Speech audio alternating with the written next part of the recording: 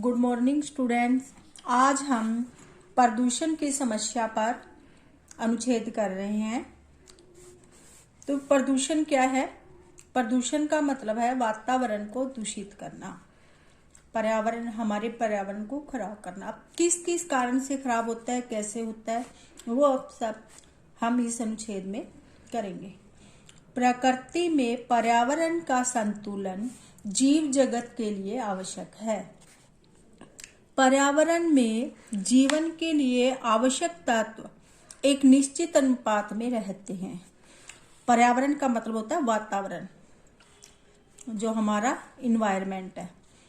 जब पर्यावरण में इस अनुपात में बदलाव आता है तो यह प्राणियों के लिए हानिकारक होता है।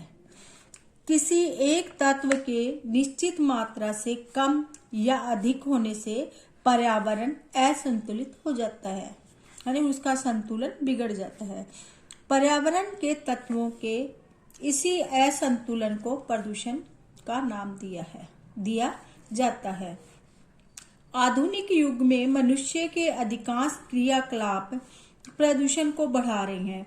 बढ़ती जनसंख्या, औद्योगिकरण, यातायात के साधनों का प्रयोग, रासायनिक खादों का प्रयोग आदि से पर्यावरण प्रदूषित हो रहा है। इससे जलवायु, ध्वनि और भूमि के प्रदूषण का खतरा बना रहता है। नगरों, कल कारखानों से निकला गंदा जल जलाशयों व नदियों में मिलकर जल को प्रदूषित कर देता है। मानव द्वारा तालाबों, नदियों, नहरों में पालतू जानवर नहलाना, कपड़े धोना आदि से जल प्रदूषित होता है। प्रदूषित जल को पीने से मानव हैजा, आंत्र शोथ यानी आंतरियों की जो बीमारी होती है, आंत की बीमारी आदि रोगों से ग्रसित हो जाता है।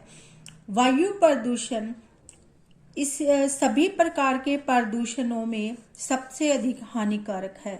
वायुमंडल में विभिन्न गैसों की प्रतिशत मात्रा लगभग निश्चित होती है। वायु में ऑक्सीजन की मात्रा का कम होना और जहरीली गैसों का घुलना वायु प्रदूषण के कारण है।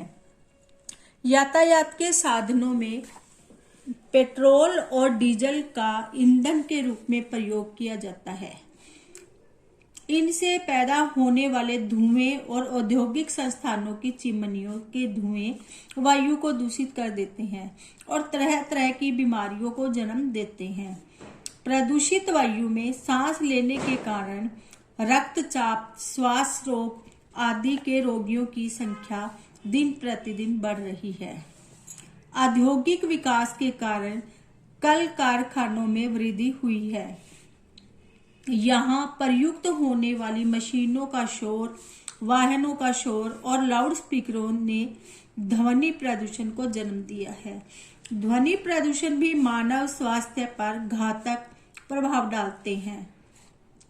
इससे रक्तचाप, सिर दर्द, अनिद्रा आदि रोग हो रहे हैं।